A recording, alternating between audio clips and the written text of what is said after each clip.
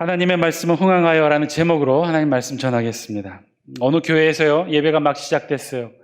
그래서 목사님이 막 설교를 시작했는데, 그런데 어느 성도의 핸드폰이 요란한 벨소리와 함께 울리는 거예요. 전에도 몇 번 그런 일이 있었던 터라 목사님이 설교를 하다 말고 막 역정을 내며 화를 내셨어요. 그리고는 한바탕 일장훈시를 했습니다. 교회 올 때는, 특별히 예배 시간에는 핸드폰을 가져오지 말거나 진동을 하거나 꺼놓던거나 그렇게 해야 한다고 한참 얘기를 했어요. 그러고 나서 다시 설교를 이어가는데, 아이고, 또 소리가 나네요. 핸드폰 벨소리가, 그것도 아까보다 더 요란한 소리로 벨소리가 울리는 거예요. 그런데 자세히 보니까 목사님 주머니에서 소리가 나네요. 여기저기서 막 키득키득 입을 막고 웃는 소리가 들립니다. 그런데 목사님은요, 눈 하나 깜빡하지 않고 태연히 주머니에서 핸드폰을 꺼내 전화를 받아요. 그리고 이렇게 얘기합니다. 네, 하나님 말씀하시죠.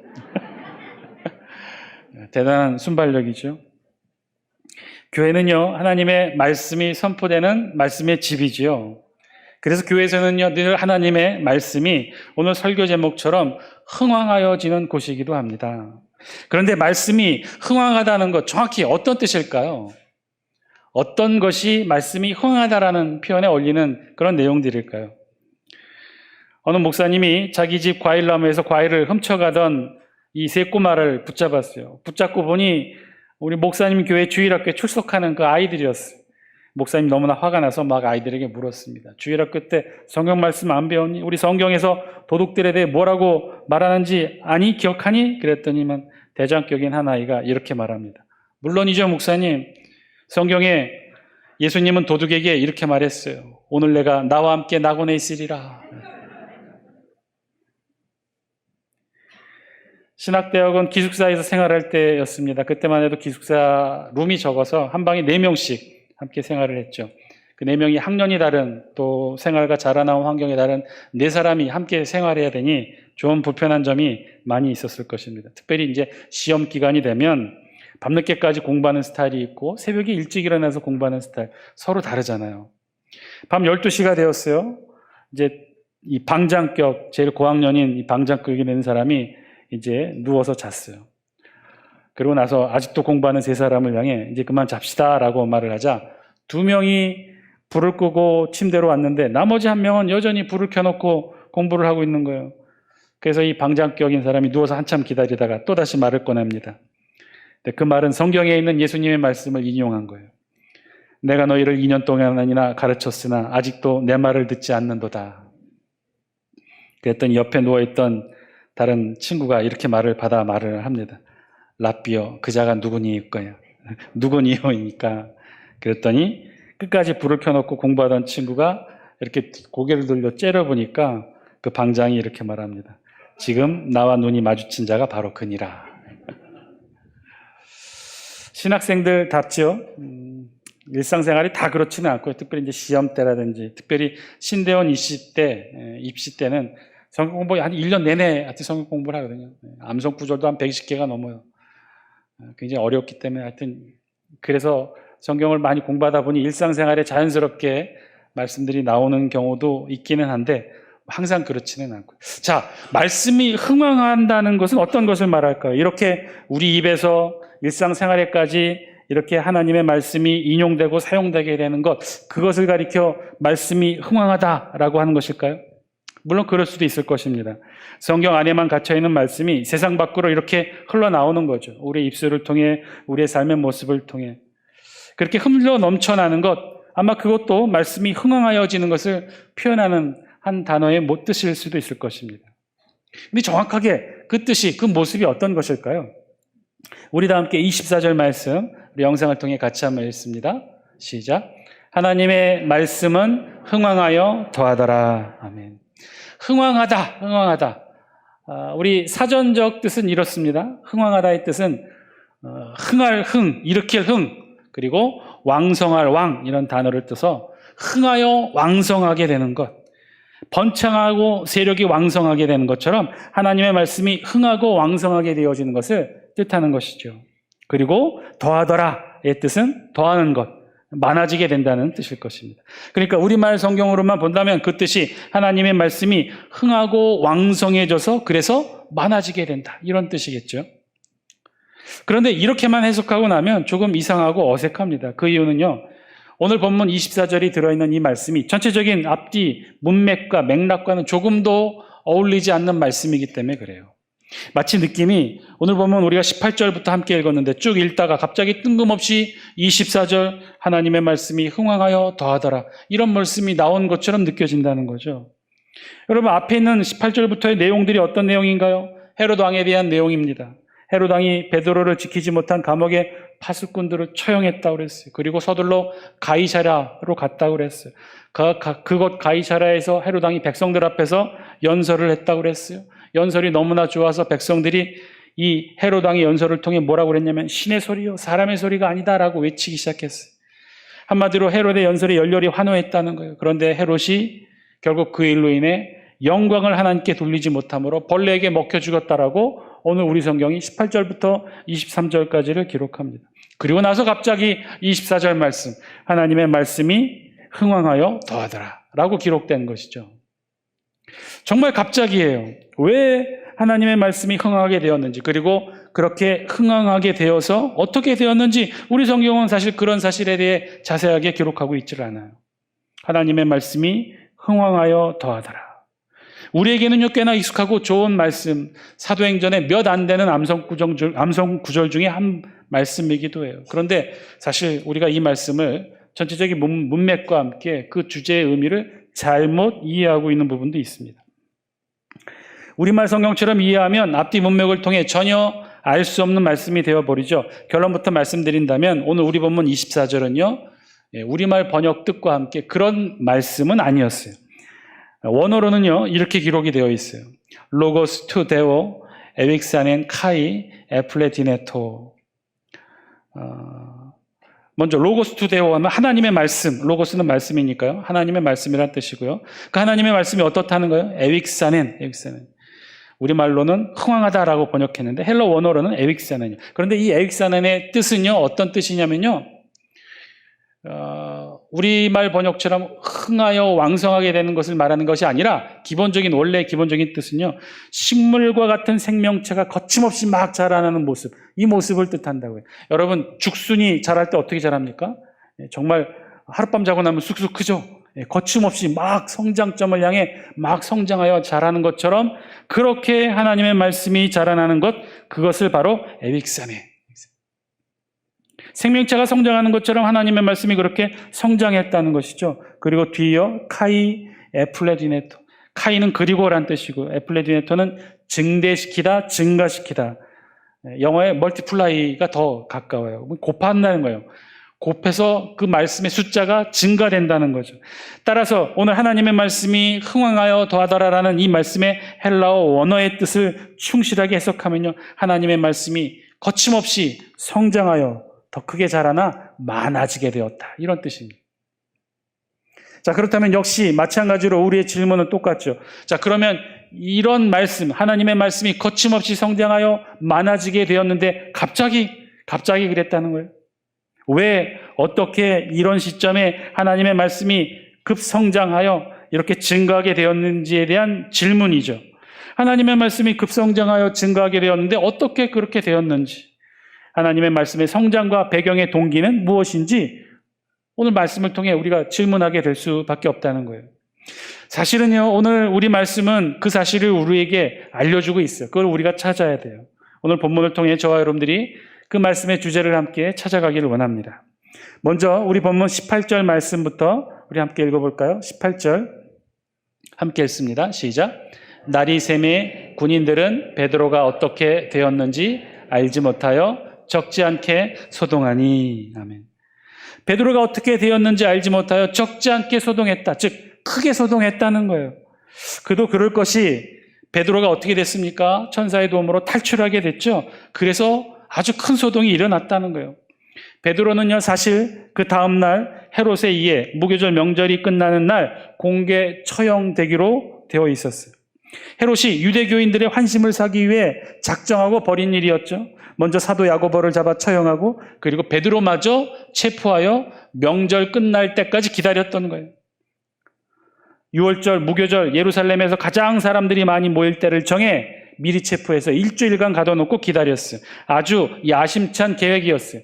이것을 통해 헤롯 왕은 유대교에 또 한 번 환심을 사려 했어요. 그래서 베드로 한 사람을 지키기 위해 군사 4명씩 4개조로 나누어 총 16명이 이 베드로 한 사람을 일주일간 지켰던 거죠. 그런데 그렇게 철동같이 지켰음에도 불구하고 베드로가 탈출한 거예요. 그래서 베드로를 찾기 위해 큰 소동이 벌어졌어요. 그것도 이 군사들이 목숨 걸고 베드로를 찾았다고 그래요. 이 19절 말씀 함께 읽습니다. 시작. 헤롯이 그를 찾아도 보지 못하매 파수꾼들을 신문하고 죽이라 명하니라. 헤롯이 유대를 떠나 가이사랴로 내려가서 머무니라. 아멘. 그렇게 큰 소동을 벌려가면서 베드로를 찾았던 이유가 있었어요. 헤롯은요, 끝내 베드로를 찾지 못하게 되자 어떻게 했다고 그랬어요? 베드로를 지키고 있던 파수꾼들 몇 명? 16명을 다 죽였다고 그랬어요. 고대 로마에서는요, 감옥에서 죄수를 지키는 간수들은 죄수를 목숨 걸고 지켰는데 그 이유가 자신이 지키는 죄수가 탈옥을 하게 되면 어떻게 되느냐? 간수는요, 그 죄수의 남은 형량을 대신 채워야 했어요. 그런데 만약에 그 죄수가 오늘 본문 베드로처럼 다음날 사형이 확정된 죄수인 경우는 어떻게 돼요? 간수가 대신해서 목숨을 잃어야 했던 거예요. 그러니 목숨 걸고 베드로를 찾았고 큰 소동이 일어났던 거예요. 결국 찾지 못하게 되자 헤롯 왕은 그래서 이 간수들을 다 처형합니다. 그렇게 간수를 처형하고는 헤롯은 갑자기 가이사랴로 내려갔다라고 우리 성경이 기록하죠. 가이사랴는요, 지중해 해안 도시였어요. 오늘 본문에 나오는 헤롯 왕은 우리가 알고 있는 헤롯 왕의 손자라고 그랬어요. 원래 풀네임은 헤롯 아그리파 1세였는데 그 할아버지 헤롯 왕이 자신의 시절에 로마 황제에게 자신의 땅 도시 하나를 헌정합니다. 그것이 바로 이 가이사랴예요. 그래서 뜻도 가이사, 시저, 가이사랴, 시저의 땅이란 뜻으로 가이사랴라는 이름을 정해서 그렇게 헌정했어요. 그래서 이 유다 땅 팔레스티나를 다스리려고 왔던 로마의 모든 총독, 행정관료들, 군사들이 사실은 어디에 머물렀냐면 이 가이사랴라는 도시에 머물러 있었어요. 유대 땅의 중심 도시, 수도는 예루살렘이었지만 로마인들에게는 가이사랴가 중심 행정 도시였던 거죠. 자, 헤롯 왕은요, 그 가이사랴로, 예루살렘에서 가이사랴로 갔다는 거예요. 왜 갔을까? 왜 갑자기 오게 됐을까요? 아마도 추정컨대 지금 유대인들의 환심을 사려고 엄청난 쇼를 준비했었는데 그 쇼가 실패했죠. 베드로가 탈출했어요. 그래서 홧김에 그 간수들 16명을 처형하고는 그리고 바로 예루살렘에서 유대인들의 눈총을 피해 가이사랴로 왔던 것이죠. 자, 이곳에 온 헤롯 왕 또 여러 가지 일들이 얽혀 있었던 모양입니다. 20절 말씀 우리 영상을 통해 함께 읽겠습니다. 시작. 헤롯이 두로와 시돈 사람들을 대단히 노여워하니 그들의 지방이 왕국에서 나는 양식을 먹는 까닭에 한 마음으로 그에게 나와 왕의 침소 맡은 신하 블라스도를 설득하여 화목하기를 청한지라. 아멘. 저는 이 20절 말씀 읽으면 읽을수록 참 우리 성경이 압축 요약을 너무나 잘한다라는 생각이 듭니다. 한 절 말씀에 다 모든 걸 담아냈는데 하여튼 풀어서 설명하면 그래요. 이 헤롯 왕이 다스리는 유대와 두로와 시돈 도시국가죠. 이 도시국가와 사이가 안 좋았다는 거예요. 그래서 무역 분쟁이 일어났다는 거예요. 두로와 시돈은요, 팔레스틴 땅에 있었지만 지중해 연안 도시였고 이 헤롯 왕이 다스리는 유대 땅에 포함되지는 않았어요. 로마가 직접 다스리는 그런 도시였어요. 그래서 이 유대 땅을 다스리는 헤롯 왕은 이 두 도시와 무슨 연유인지는 모르겠지만 사이가 안 좋아서 제재하고 싶었는데 자신이 다스리는 땅이 아니니 함부로 이 정치적, 행정적 제재는 하지 못하고 어떤 제재만 했느냐? 이 경제적 제재 조치만 한 거예요. 우리로 얘기하면 식량 금수 조치를 내린 거죠. 이 두로와 시돈은요, 지중해 연안에 있는 이 항만 해안 도시였어요. 그래서 주로 무역업을 주로 하는 도시국가였어요. 스스로 자생하기 위해 농업을 주로 하는 나라가 아니었죠. 그러면 이 음식은 어떻게 수입하느냐? 이 가까운 유대 땅에 음식을 수입했어요. 그런데 지금 헤롯 왕이 그 음식 수입을 수출을 하지 못하게 막았다는 것이죠. 하여튼 무슨 이유였는지 그렇게 이 헤롯 왕 유대 땅과 이 두로와 시돈은 그런 무역 분쟁을 겪고 있었다는 거예요. 그래서 이 두로와 시돈이 헤롯 왕의 재정 담당 이 신하였던 블라스도를 통해 헤롯 왕의 노여움을 풀고 다시 예전처럼 식량을 수입할 수 있도록 노력했다는 것이죠. 자, 21절 함께 읽겠습니다. 시작.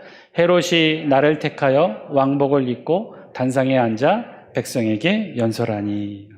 우리 성경은 21절 곧바로 이렇게 기록해요. 헤롯이 날을 하나 정했다는 거예요. 그리고 가이사랴에서 정한 날에 백성들 앞에 왕복을 입고 연설을 하기 시작했다. 그 날을 정했다고 하는 그 날은 언제냐면요, 로마식 축제가 선포된 날 둘째 날이에요. 그러면 이 축제는 어떤 축제냐? 사실은 로마 본국에서부터 로마 제국 전역에 축제를 선포한 날이었어요. 그 축제의 주제는 뭐였냐면, 이 로마 제국이 영국을 정복하기 위해 대규모 군사 원정을 일으켰는데 승리해서 승전 소식을 알리며 돌아왔어요. 그래서 제국 전역에 이 날을 축제날로 선포하고 한 주간 축제로 보냅니다. 그런 축제의 주간 둘째 날에 헤롯 왕이 가이사랴의 백성들을 모아놓고 연설을 했다는 거예요. 둘째 날은 왜 둘째 날이었을까? 아마 첫째 날은 로마 총독이 로마인들 중심으로 로마 축제를 벌였겠죠. 그리고 둘째 날 헤롯 왕이 이제 자신이 유대인들을 모아놓고 연설을 합니다. 아마 이날에 이 두로와 시돈에서 파송된 사절단도 유대인 백성들과 함께 이 자리에 참석했던 것 같아요. 자, 아무튼 헤롯 왕은 이 날을 정해서 백성들 앞에서 연설을 합니다. 그런데 무슨 내용으로 연설을 했는지 이상한 일이 일어났어요. 22절 말씀 우리 같이 한번 읽습니다. 시작. 백성들이 크게 부르되 이것은 신의 소리요 사람의 소리가 아니라 하거늘. 뭐라고요? 백성들이 헤롯 왕의 연설을 듣고는 뭐라고 외친 거예요? 이거는 사람의 소리가 아니라 신의 소리다. 그 뜻이 무슨 뜻일까요? 한마디로 이 헤롯 왕의 연설이 듣고 있었던 백성들의 마음에 흡족했던 거예요. 뭐라고 얘기했는지, 그 내용이 뭐였는지는 우리 성경에 기록하고 있지는 않지만 어쨌든 백성들의 마음을 흡족하게 했던 모양이에요. 그러니 백성들이 왕에게 할 수 있는 최고의 표현으로 이거는 신의 소리가 아니 사람의 소리가 아니라 신의 소리다라고 열렬히 환호했던 거죠. 그런데 결국 이것이 문제가 됩니다. 23절 함께 읽겠습니다. 시작. 헤롯이 영광을 하나님께로 돌리지 아니하므로 죄의 사자가 곧 친히 벌레에게 먹혀 죽으니라. 우리 성경은요, 헤롯이 왜 죽었고 어떻게 죽었는지를 아주 자세하게 기록해요. 헤롯이 하나님께 영광을 돌리지 않아서 죽게 되었다는 거죠. 무슨 이야기예요? 백성들이 막 열렬히 환호했어요. 너무나 좋아한 거죠. 그런 나머지 뭐라고 외쳤어요? 이건 사람의 소리가 아니라 신의 소리다. 즉 헤롯을 신과 동일시 여기는 그런 표현들을 외친 거였죠. 헤롯 왕이 좀만 영악하고 지혜로웠다면 여기서 멈췄어야 했어요. 백성들을 멈추고 그렇게 하나님께 돌려야 될 신적 표현들을 자신이 받으면 안 됐던 거죠. 그런데 헤롯 왕이 그렇게 하지 않았던 모양이에요. 백성들이 계속해서 열렬히 환호하도록 허락했던 모양이에요. 그래서 결국은 하나님께 돌아갈 영광을 이 헤롯 왕이 자신이 가로챘기에 하나님으로부터 심판받아서 죽게 되었다. 그것도 어떻게 죽게 되었느냐? 벌레에게 먹혀 죽였다고 그렇게 우리 성경이 기록합니다. 이 사건은요, 너무나 특이한 일이어서 유대 역사가 요세푸스의 이 일반 역사의 기록에도 기록이 돼요. 거기에는 어떻게 기록이 되냐면 이 헤롯 왕이 급성 복통으로 5일 동안이나 고통당하다 죽었다라고 기록하고 있어요. 아마도 학자들의 추정에 의하면 이 장내에 살고 있던 회충이 급속하게 늘어나 장폐색을 일으켜 죽게 된 것으로 추정을 합니다. 하나님의 영광을 가로챈 패역함에 대해서 이 참혹하게 죽었다는 것을 우리 성경이 그렇게 기록한 거죠. 벌레에 먹혀 죽게 되었다. 사실은 이 하나님의 영광을 가려서 심판받아서 죽게 되는 경우 벌레에 의해 하나님의 심판으로 죽게 되는 이 사건은요, 그 이전에도 있었어요. 어떤 일이냐면 이 유대 땅이 로마의 통치를 받기 전 헬라 제국의 통치를 받게 되었는데 그때 헬라 제국의 왕 중에 가장 이 유대 땅에 잔혹한 일을 했던 왕이 누구였냐면 안티오쿠스 에피파네스예요. 이 안티오쿠스 에피파네스가 이 헬라 제국의 왕으로 예루살렘 성전을 아주 모욕하고 회파했는데 어떤 일을 했냐면 성전에다가 돼지풀을 뿌렸고요. 그리고 성전 한가운데 이 헬라 동상을 세웠어요. 여러분, 헬라 시대 때 동상이라고 하면 어떤 동상이에요? 여러분 여행 가서 보셨는지 모르겠지만 그리스에 있는 동상들 중에 옷 제대로 입고 있는 동상들 보셨어요? 다 없단 말이에요. 육체미를 자랑하고 육체의 건강이 정신의 건강이라고 여겼던 헬라의 사상에 따라 모든 동상이 대부분 이렇게 옷을 벗고 있어요. 그 동상을 예루살렘 성전 안에 세운 거예요. 그리고 제사장들을 다 죽이고. 대표적으로 하나님의 성전을 더럽혔던 왕 하면 헬라 제국의 왕 중에 안티오코스 에피파네스를 꼽아요. 그런데 그가 어떻게 죽었느냐? 역사적 기록에 의하면 갑자기 쓰러져 죽었고 죽은 직후 몸이 썩기 시작해 구더기가 몸에서 나왔다라고 역사 사료에 기록이 됩니다. 그래서 유대인들 사이에는요, 하나님의 영광을 회파하고 하나님의 영광을 가로채면 이렇게 벌레에 의해 죽게 된다라는 사상들을 가지고 있었어요. 자, 어쨌든 그런 사상에 의해 하나님의 영광을 가로채거나 신성 모독죄를 범하는 경우 이 벌레에 의해 심판받는다고 여겼던 것처럼 헤롯 왕이 그렇게 죽게 되었다라고 우리 성경에 기록한 거죠. 자, 그랬어요. 그렇게 헤롯 왕이 죽게 됩니다. 그래서 18절부터 23절까지는 그 내용을 기록해요. 그리고 24절 느닷없이 이 말씀이 기록된 거죠. 뭐라고요? 하나님의 말씀은 흥왕하여 더하더라. 헤롯 왕이 이런 일을 하다가 결국은 하나님의 영광을 가려 벌레에 의해 죽게 되는 심판을 받게 되었는데, 그런데 이것이 어떻게 하나님의 말씀이 성장하고 증대되는 이유나 배경이 될까요? 아니, 이런 상황과 하나님의 말씀의 성장과 무슨 연관이 있는 것일까요? 오늘 우리가 본문을 통해 분명하게 깨닫고 알아야 될 말씀의 주제는 바로 이 부분이에요. 도대체 하나님의 말씀은 어떻게, 어떤 이유로 흥왕하여 더하여지게 되는 역사가 일어나게 되는 것일까요? 사랑하는 장수교 성도 여러분, 오늘 말씀을 통해 우리에게도 들려주신 하나님의 음성, 저와 여러분들이 깨닫게 되기를 바랍니다. 하나님의 말씀은 어떻게 성장하고 증가하게 되는 것일까? 어떻게 해야 하나님의 말씀이 성장하고, 어떻게 해야 교회가 성장하고, 어떻게 해야 성도들이 성숙하고, 어떻게 해야 이 땅에 복음이 잘 전파되고, 그야말로 하나님의 말씀이 흥황하여 더하여지는 역사가 일어나게 되는 이유와 방법과 조건과 배경은 무엇일까요? 사실 오늘 성경이 그 사실을 우리에게 말씀해 주어야 되는 것이죠. 오늘 성경이 말씀하시는 주제는 바로 거기에 있어요. 그런데 그 상황이나 배경이 어떠했다는 거예요? 오늘 성경 말씀을 보면 24절 그 앞까지 서술된 18절부터 23절까지 있는 말씀을 보면 어떤 일이 있었다는 거예요. 헤롯 왕이 사도 야고보를 죽이고 베드로마저 죽이려 하고, 그것이 실패하자 간수 16명을 죽이고 백성들 앞에서 신과 같은 위험으로 하나님의 영광을 가로채다 벌레에게 먹혀 죽게 되고, 그런데 갑자기 하나님의 말씀이 흥황하여 더하더라. 사랑하는 장수교 성도 여러분, 본문에서 말씀하시는 이 하나님의 말씀에 흥황하여 더하여지는 성장의 조건은 무엇인가요? 어떻게 해야 하나님의 말씀이 흥황하여 더하여지게 되는 것일까요? 어떻게 해야 교회가 성장하고, 어떻게 해야 성도들이 성숙하게 되고, 어떻게 해야 이 땅의 교회가 부흥하게 되는 것일까요? 그 비결은 무엇일까요? 지금 우리는 코로나19로 전 세계에 어려움이 처해 있죠. 우리나라도 어렵고 특별히 이 땅의 교회가 더 많은 어려움을 겪고 있습니다. 출석이 늘지 않고 있고요. 아니, 늘리려고 해도 그럴 수조차 없어요. 출석을 독려하는 문자조차 저희들이 전해드릴 수가 없어요. 우리가 자주 모이고 함께 모이고 뜨겁게 모여 하나님 찬양하고 경배하는 것이 우리네 신앙의 방식인데, 그런데 그거 하지 말래요. 그렇게 하면 안 된대요. 그렇게 하면 이제 벌금을 물리고 국가가 행정력을 동원해서 막겠다는 거죠.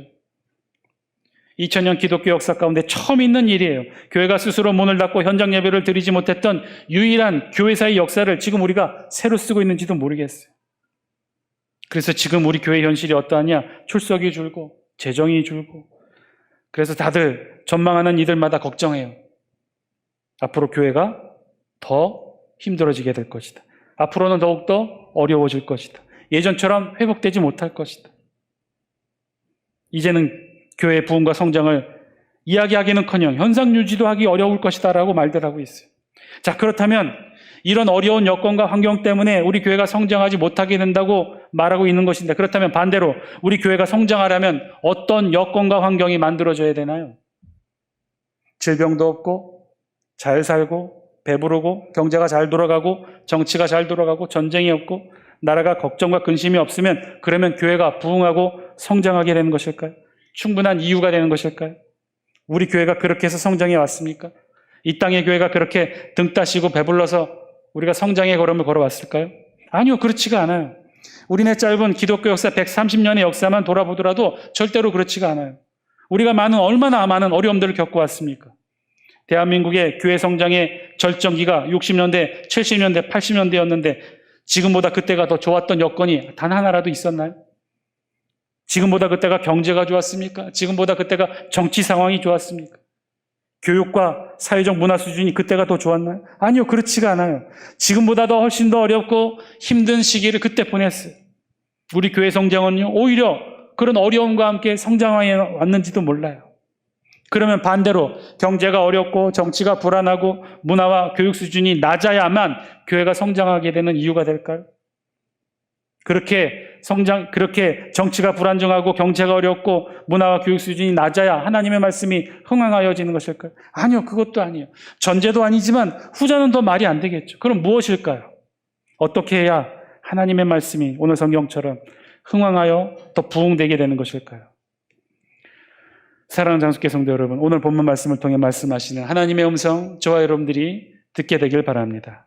오늘 본문은요, 우리에게 말씀하고 계셔요. 그런 거 아니라고.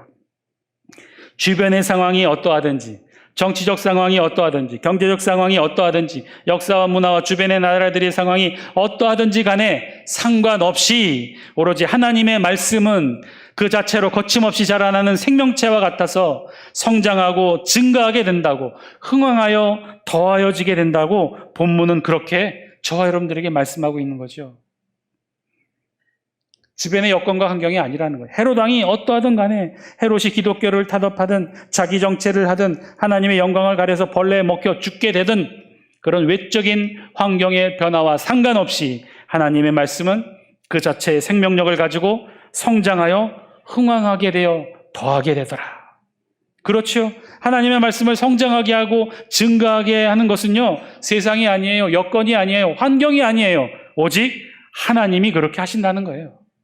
우리 다 함께 우리 고린도전서 3장 6절과 7절 말씀 우리 영상을 통해 함께 읽습니다. 시작. 나는 심었고 아볼로는 물을 주었으되 오직 하나님께서 자라나게 하셨나니 그런즉 심는 이나 물 주는 이는 아무것도 아니로되 오직 자라게 하시는 이는 하나님뿐이니라. 아멘.